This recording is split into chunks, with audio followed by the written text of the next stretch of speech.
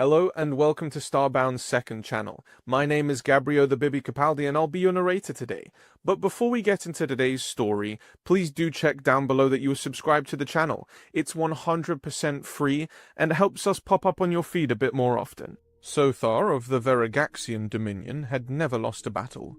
The galaxy trembled at his approach, or, at least, that's what he told himself as he surveyed the pathetic scene before him. Soft waves lapped against pristine white shores. Alien tourists of various physiologies lounged under colorful shelters and floating shade projectors. The stench of sunblock and sweetened beverages hung in the air, mingling with pheromones and the salt-tinged breeze of Nabara's famed beaches. Disgusting. A warrior had no business with relaxation. "Sir, I've compiled the list of potential opponents as requested." Grevix, his diminutive aide, held up a holographic tablet. The neural implants along Grevix's skull shone, showing his anxiety, a constant state for the smaller Veragaxian. "There are several Chronesian mercenaries staying in the North Wing, and even a retired Tauridian gladiator, though he's rather advanced in years." Sothar's cranial crests flared, releasing a wave of thermal energy that sent nearby vacationers scattering.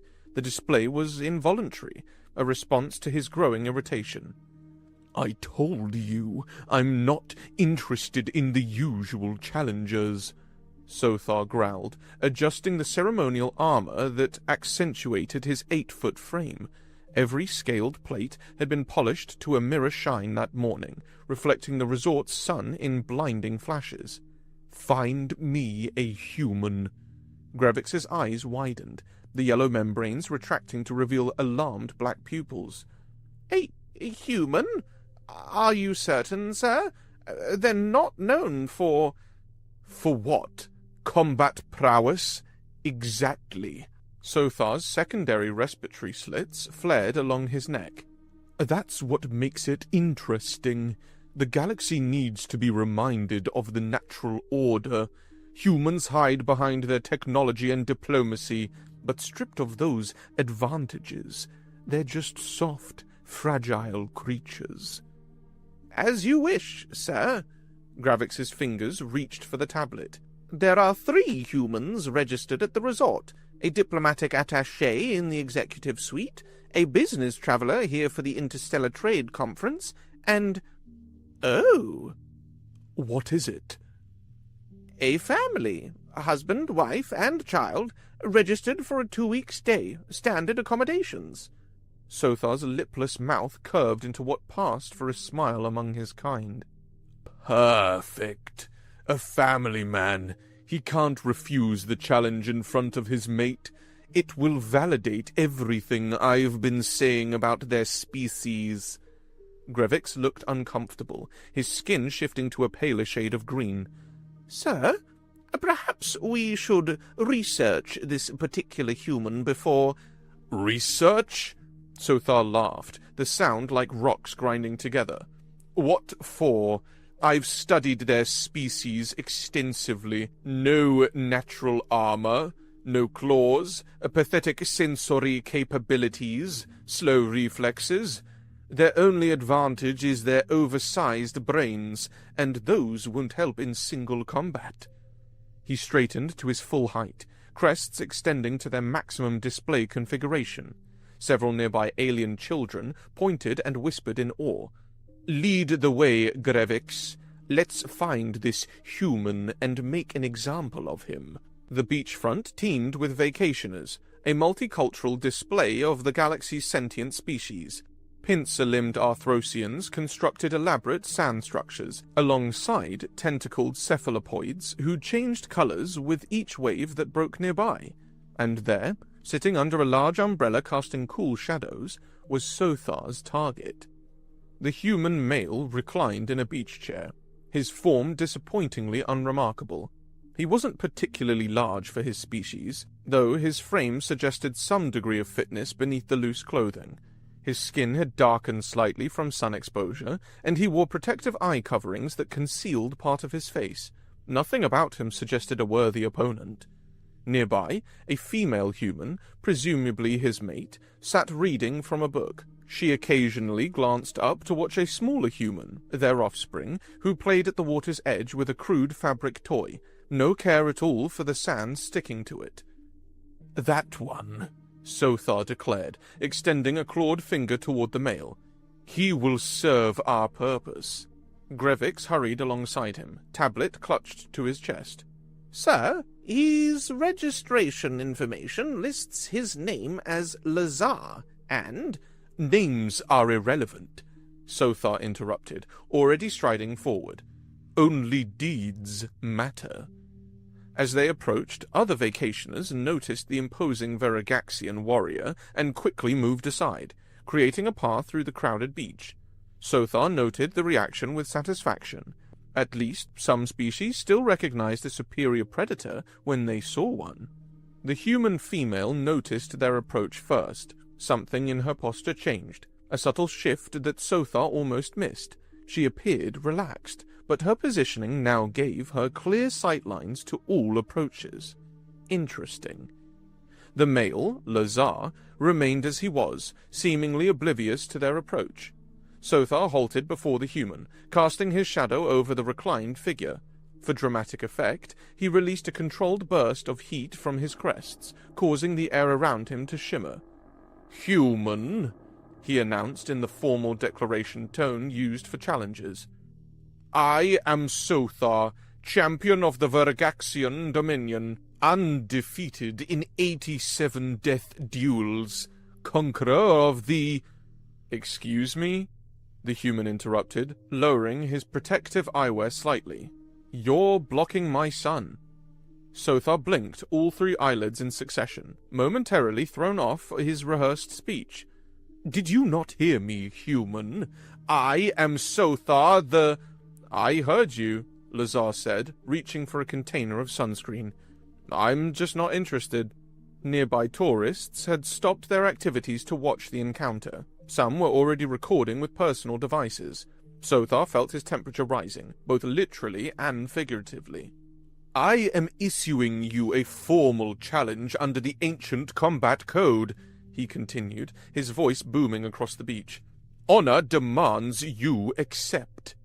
The human squirted white cream onto his palm and began methodically applying it to his arms. "I'm a civilian on vacation with my family. I'm sure your combat code has exemptions for non-combatants."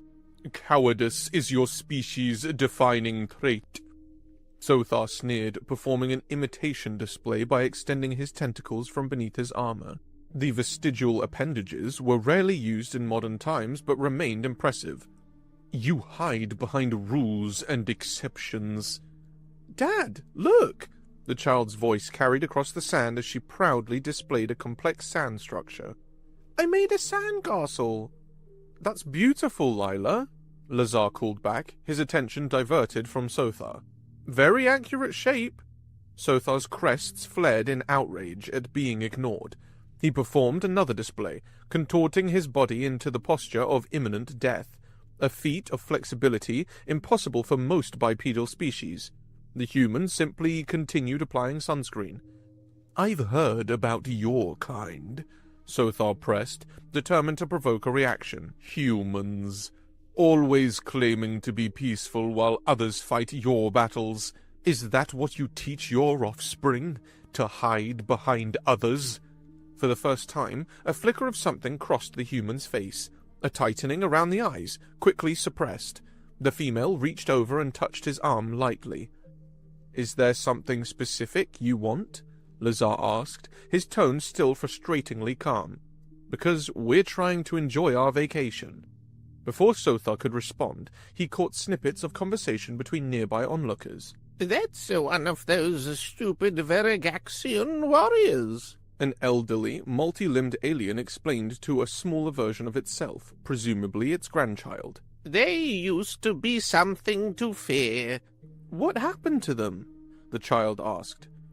"Nobody knows exactly.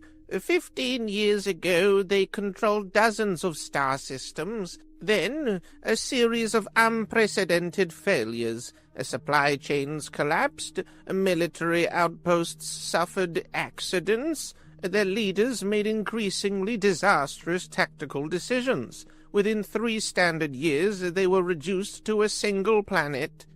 Sothar's heart began pumping faster, sending heated blood to his combat organs. These were lies, propaganda spread by enemies of the Dominion to explain away their temporary setback.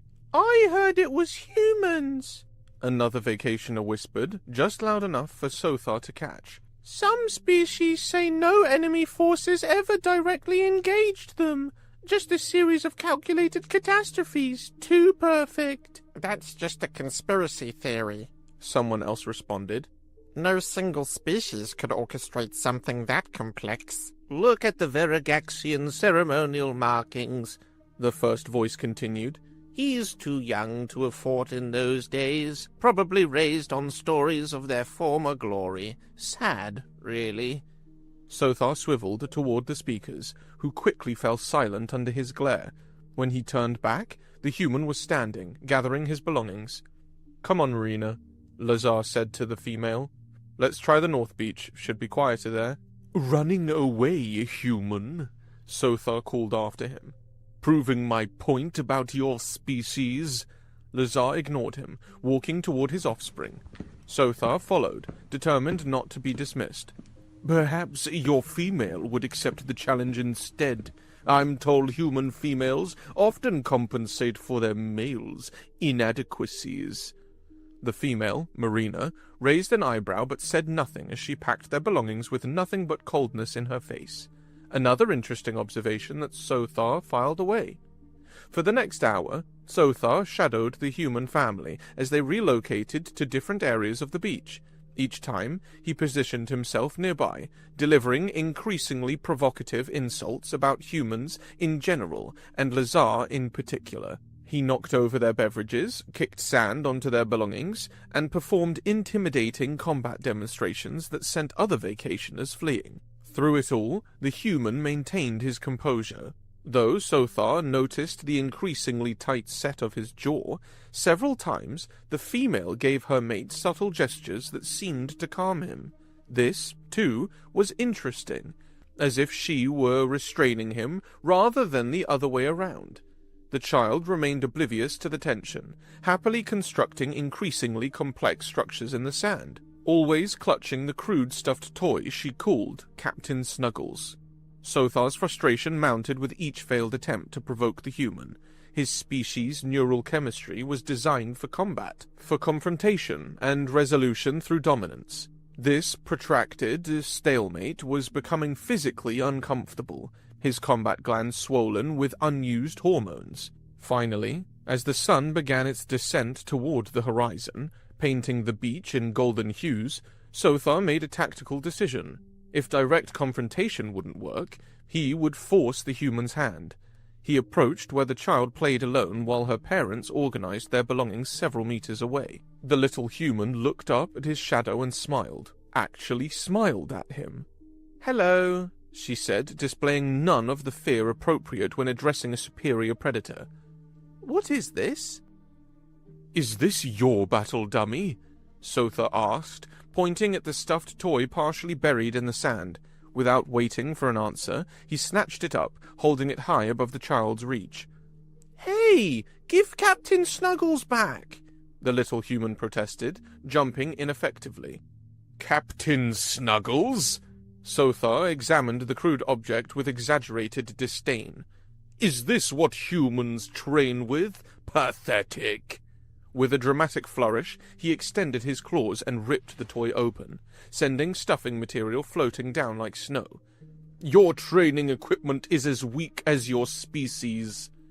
The child's face crumpled, and she began to emit a high-pitched wailing sound, a distress call that turned their previous protective gaze into something else. A sudden silence fell across the beach. Sothar held the destroyed toy triumphantly, certain he had finally provoked the reaction he sought. He turned to face the approaching human male, ready for rage, for the challenge to be accepted at last. What he saw instead sent an unexpected chill through his thermal regulation system. Lazar's expression had completely transformed. Gone was the mild-mannered tourist, replaced by something simpler. His eyes, now unshielded by the protective lenses, assessed Sothar with unhidden sharpness. There was no rage there, only a methodical evaluation that somehow felt more threatening than any display of anger. The human exchanged a look with his mate, who gave a subtle nod while gathering their crying offspring into her arms. "Okay, Sothar," Lazar said, his voice calm but carrying an undercurrent that made several nearby aliens step back. "You've got your duel 2 days from now at dawn, right here." Sothar's crests flared in triumph, but strangely, the victory felt hollow. Something about the human's demeanor had changed too dramatically, too completely. It was as if a different being now inhabited the same form. "Are you familiar with human idioms?" Lazar asked, his voice quiet enough that Sothar had to lean forward to hear him. "There's one about poking bears. You really shouldn't do it." Sothar dismissed this nonsense with a wave of his clawed hand.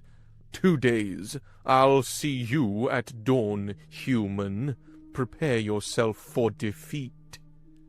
As he turned to leave, Sothar was troubled by a nagging sensation he couldn't identify, something his combat instincts were trying to tell him. He pushed the feeling aside. He would put this human in his place and restore some small measure of the Verigaxian Dominion's glory. After all, what could one soft, weaponless human possibly do against the greatest warrior in the galaxy? On the following day, Sothar paced the confines of his resort suite, his claws pressing against the polished stone floor. The chamber's cooling systems struggled to compensate for the heat radiating from his body. Anticipation of combat always elevated his core temperature, but tonight, something else fueled the thermal reaction. "The human accepted too easily," he muttered, stopping to examine his battle armor suspended on its stand. "After hours of refusing, he suddenly agrees when I damage a child's toy." "Perhaps that's simply the level of provocation humans require," Grevix suggested from his position at the suite's communication terminal. The smaller Verigaxian's fingers never stopped moving, constantly updating their mission logs and communicating with what remained of their Dominion's leadership. "Perhaps," Sothar replied, unconvinced. "What have you found in the database about human combat techniques?" Grevix hesitated. "Very little, sire. The Galactic Information Exchange contains surprising few records of formal human duels. They seem to avoid ritualized combat." "Because they're weak," Sothar said automatically, but for the first time a note of uncertainty crept into his voice. "I've taken the liberty of setting up surveillance," Grevix said, gesturing to a hovering display. "The human family remains at the beach. They seem to be preparing." Sothar moved to the display, watching with narrowed eyes. The human male had established a makeshift workout area on the sand, using pieces of driftwood and other beach debris to create primitive warm-up equipment. As Sothar watched, Lazar performed a series of one-armed push-ups while casually conversing with his mate, who stood nearby with a timing device. 87, 88, Marina counted, her voice picked up by the surveillance drone's sensitive audio. "You're getting slow in your old age." Lazar laughed, switching arms without breaking rhythm. "Blame the gravity. Nabara is 1.2 Earth standard." Something cold slithered through Sothar's digestive tract. The human was performing strength exercises that would challenge even a Verigaxian, and doing so with apparent ease. More disturbing still was his comfort with Nabara's gravity. "Zoom in on the female," Sothar ordered. The image shifted, focusing on Marina. She appeared relaxed, but Sothar's trained eye caught the subtle signs, the perfect balance of her stance, the way her gaze continuously swept their surroundings, the barely perceptible bulge of a concealed weapon beneath her casual attire. "She's military," he concluded. Or was. "Run her image through the database." "Sir," Grevix sounded uncomfortable.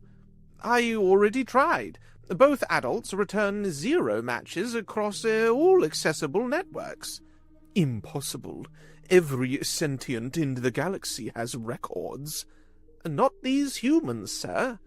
On the display, Lazar had moved to the water's edge. Without hesitation, he dove into the surf, swimming with powerful strokes directly into the dangerous offshore current. Marina didn't seem concerned, though several alien lifeguards on duty had risen from their observation posts, tracking the humans' progress with evident alarm. "The warning buoys mark hazardous rip currents," Grevix noted. "Even strong swimmers are advised not to—" He fell silent as Lazar cut perpendicular to the current, navigating it with ease before returning to shore, showing no signs of fatigue. The resort staff visibly relaxed. "Sir?" Grevix said, his voice dropping to a whisper, though they were alone in the suite.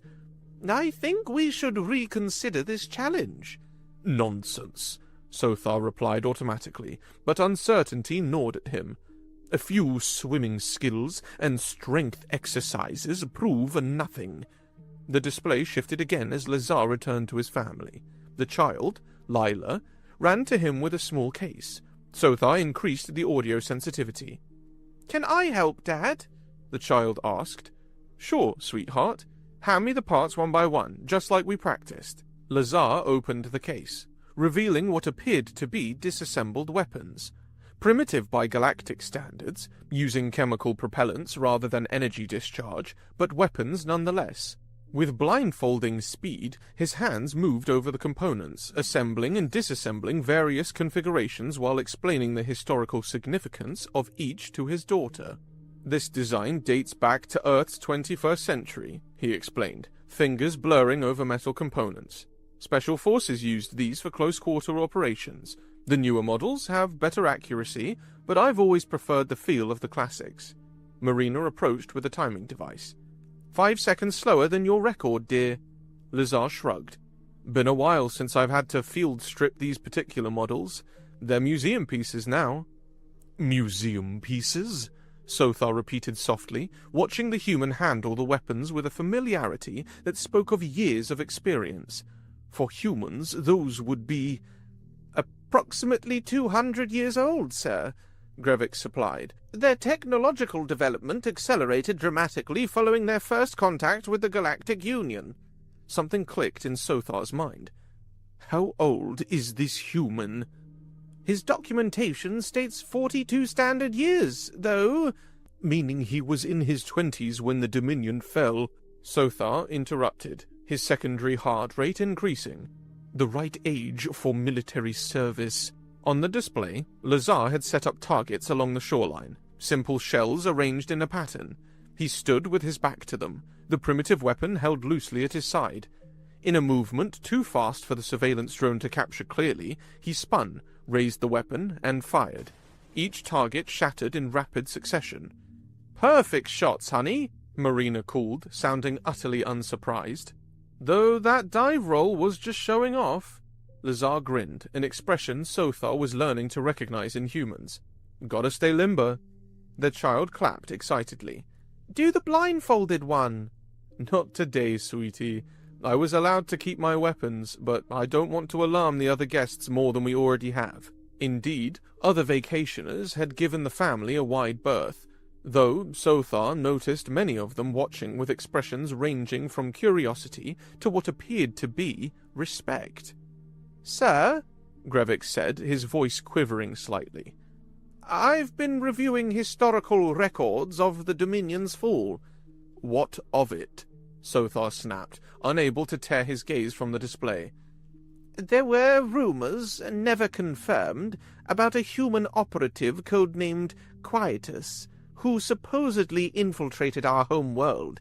It looked like a younger version of that human you challenged."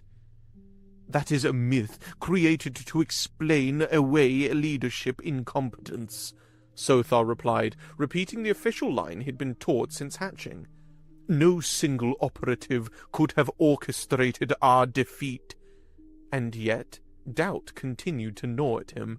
On the display, Lazar had taken a communication device from his mate, stepping away from his family to make a brief call. The drone's audio couldn't capture the content, only the quiet, authoritative tone. Whatever the human said had immediate effects. Within minutes, a resort manager approached the family, offering profuse apologies and what appeared to be accommodation upgrades. Shortly thereafter, a passing military vessel changed course, taking up orbital position above their location. Coincidence, Sothar told himself, though his commander's training suggested otherwise. As night fell on the beach, the human family showed no signs of anxiety about the coming duel. They dined together, laughed and chatting, as if tomorrow were just another vacation day. The child still appeared upset about her destroyed toy, but Lazar had gathered the scattered stuffing and was showing her how to repair it, his large hands moving with surprising gentleness over the torn fabric.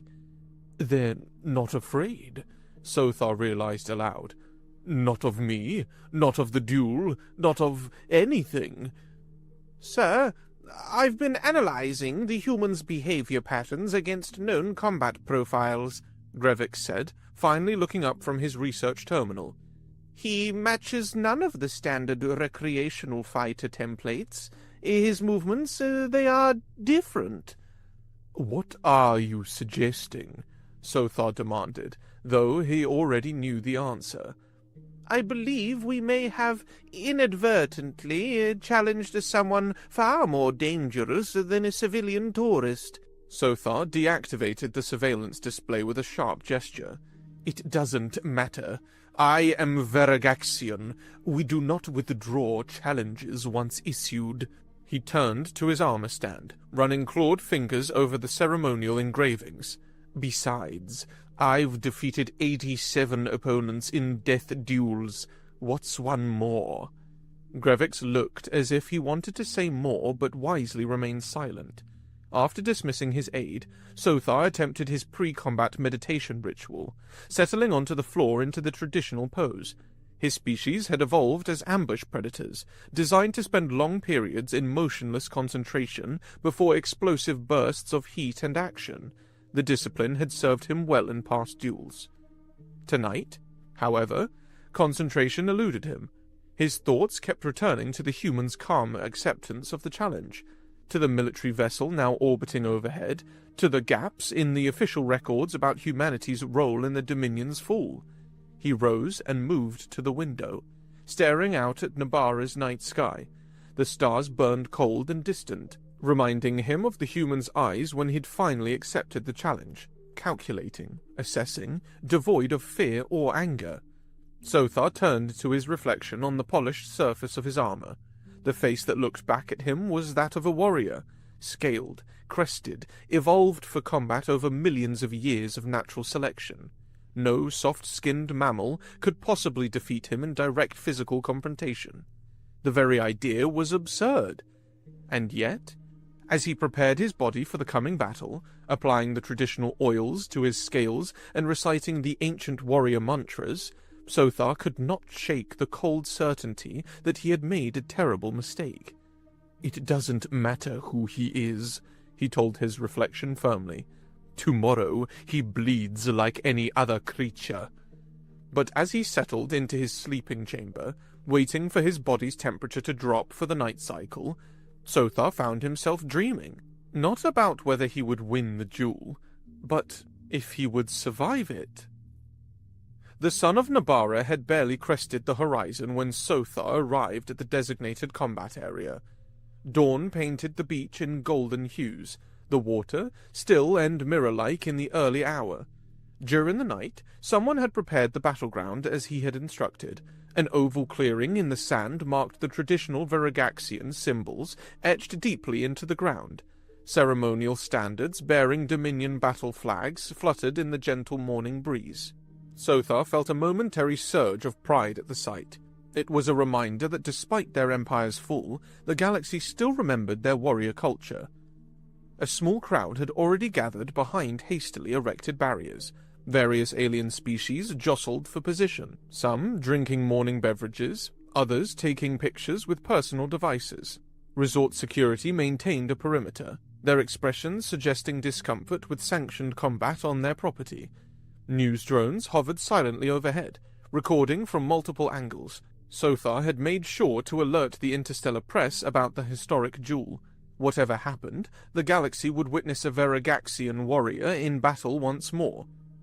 "Final equipment check, sir," Grevix asked, inspecting the ceremonial battle armor.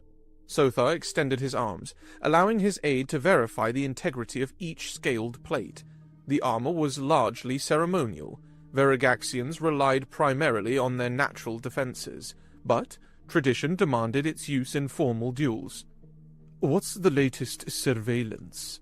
he asked, keeping his voice low. Grevix hesitated. "The human family arrived at the beach 30 minutes ago.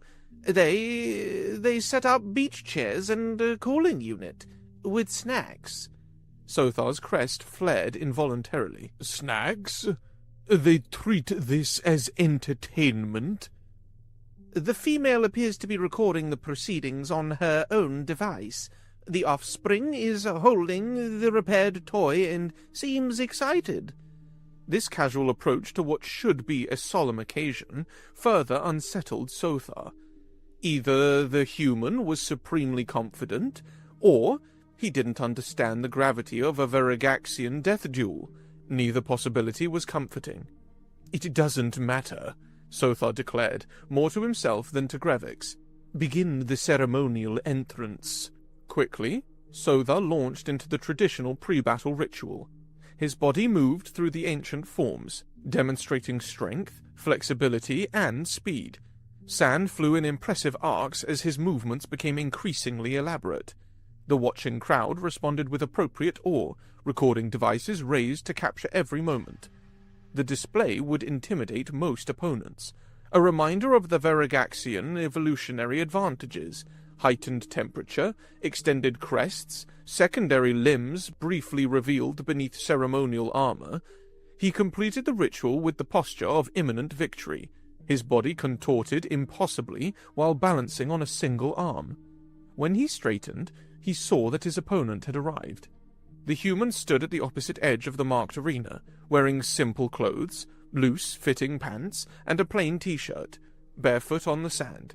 No armor, no visible weapons, his demeanor completely at odds with the ceremony around him, carrying himself with a confidence that seemed more appropriate for a casual stroll than a death duel. Behind him, his mate and offspring had indeed set up beach chairs and what appeared to be a small cooler. The child sat clutching the repaired stuffed toy, whispering something to it. "Your ceremonial display was impressive," Lazar said, his tone suggesting mild appreciation rather than fear. "Is there a formal response expected, or should we begin?" Sothar felt momentarily off-balanced. Most opponents either attempted to match his display with their own, or showed visible intimidation. This calm acknowledgement, followed by practical inquiry, was disconcerting. "The challenged party may offer final words before combat commences," he managed, falling back on formal protocol. "I appreciate the opportunity," Lazar said, stepping into the marked arena. Up close, Sothar noticed subtle differences in the human's appearance from yesterday. His posture had changed, more centered, balanced, ready for explosive movement in any direction. His eyes remained the same, calm, assessing, devoid of fear. "I'm giving you the chance to walk away," the human continued. "There's no shame in it. Sometimes the wisest battle is the one you choose not to fight." Sothar's crests flared in indignation. "You dare offer me, a Verigaxian warrior, the opportunity to withdraw? I, who have emerged victorious from 87 death duels?" 87, Lazar repeated quietly. "That's an impressive number. How many were against humans?" "None," Sothar admitted. "Your kind avoids honorable combat." "Or perhaps we just have different definitions of honor," Lazar suggested. "Different approaches to conflict." Something in his tone raised Sothar's defensive instincts. "You're either brave or foolish. What makes you think you can defeat the greatest warrior in the galaxy?" Lazar sighed, a curious sound that Sothar interpreted as resignation. "Greatest warrior in the galaxy? You don't travel a lot, do you? I've been to your homeworld a few times, and I was not impressed." The words landed like physical blows. Sothar's secondary respiratory system faltered momentarily as his brain processed the implication. "You're Quietus," The name emerged as barely a whisper. Lazar nodded once, his expression unchanged. The galaxy seemed to tilt around Sothar. Quietus, the mythical operative blamed by conspiracy theorists for the Dominion's fall, the shadow that supposedly engineered the destruction of an empire from within, a figure dismissed by official records as propaganda, as a fabrication to explain the unexplainable. Standing before him in beach attire, looking for all the galaxy like an ordinary tourist. Rage surged through Sothar's system, his temperature spiking dangerously as combat hormones flooded his bloodstream. With a roar that sent nearby spectators scrambling backward, he charged forward, abandoning all protocol and ceremony in his desperate need to destroy the architect of his species' downfall. His first strike, a sweeping blow that would have decapitated most opponents, met empty air as the human slipped aside with minimal movement. Sothar followed with a complex combination attack. Claws extended, each strike precisely targeted at vulnerable points on a bipedal body. Lazar evaded each one, his movements economical, never wasting energy or motion. He didn't counterattack, merely continued avoiding Sothar's increasingly frenzied assault. "Stand and fight!" Sothar roared, frustration mounting as his claws repeatedly failed to find their target. "I am fighting," Lazar replied calmly, ducking under another swing. Sothar redoubled his efforts, drawing on combat techniques reserved for the most dangerous opponents. His breath quickened, doubling his motion speed and potential striking points. His body temperature rose further, creating a heat shimmer around him that would disorient most species' visual systems. Finally, a glancing blow connected, tearing the human's shirt and drawing a thin line of red across his chest. Sothar felt a surge of triumph, but Lazar's expression didn't change. No pain, no fear, not even acknowledgement of the wound. "Your species refused diplomatic solutions," the human said conversationally, as if discussing weather rather than fighting for his life. "Attacked 17 worlds for honor. The Galactic Council needed a permanent solution." "One human brought down an empire," Sothar panted, his respiratory systems struggling to cool his overheating body. "Impossible." He launched a desperate attack, managing to trap the human in a hold that would crush most opponents. Lazar allowed himself to be struck repeatedly, demonstrating inhuman pain tolerance. "That's your species' fatal flaw," the human said, his voice steady despite the pressure on his chest. "You believed everyone fights for honor." With a movement too fast for Sothar to track, Lazar escaped the hold, using the Varagaxian's own momentum against him. Sothar stumbled, his equilibrium compromised by his dangerously elevated core temperature. The battle continued, but the dynamic had shifted. Sothar's initial fury gave way to desperate determination as his biological limitations began to assert themselves. Varagaxian physiology required cooling periods after intense exertion, a weakness their ancient hunting patterns had accommodated, but that proved problematic in sustained combat. Lazar showed no fatigue, maintaining the same reaction time and strength as when they'd begun. More disturbing still, his techniques were becoming more efficient rather than more aggressive, adapting to Sothar's style with each exchange. Desperation mounting, Sothar attempted his species' most dangerous technique, the thermal surge. By deliberately overheating his muscles, he exploded with fast motion. The technique was risky, potentially causing permanent damage to the user, but he saw no alternative. His body temperature rose to dangerous levels, his spiked crests extending fully. The sand beneath his feet felt cold in comparison to his own heat. With a final roar, he lunged forward.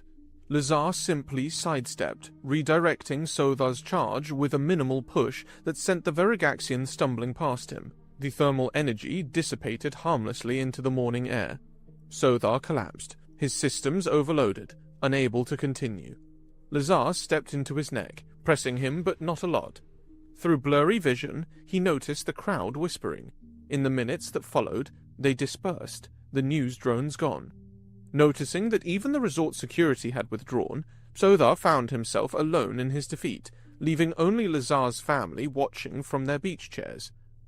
As consciousness faded, his last thought was that he had become just another footnote in the fall of the once mighty Verigaxian dominion. Hours later, Sothar awokened to the sensation of cool water on his scales. He lay on the beach below an umbrella, his armor removed, his body temperature gradually returning to normal ranges. Beside him sat Lazar, offering a hydration container. "Drink," the human said. "Your species dehydrates quickly after thermal overload."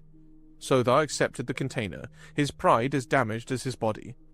"You could have killed me at any point," he realized aloud. "That was never the objective," Lazar replied. "Your species seeks to win battles. Humans seek to win wars. We are very different." "The Dominion's fall was engineered, yes." Lazar gazed out at the ocean. "Your warrior culture was deemed an existential threat to galactic peace after you rejected 17 diplomatic missions, and your warriors disrupted 3 peaceful worlds with honor duels. I was sent to ensure your leadership's downfall with minimal casualties." "You alone destroyed an empire?" Sothar still couldn't fully comprehend it. "I created the conditions for your empire to destroy itself," Lazar corrected.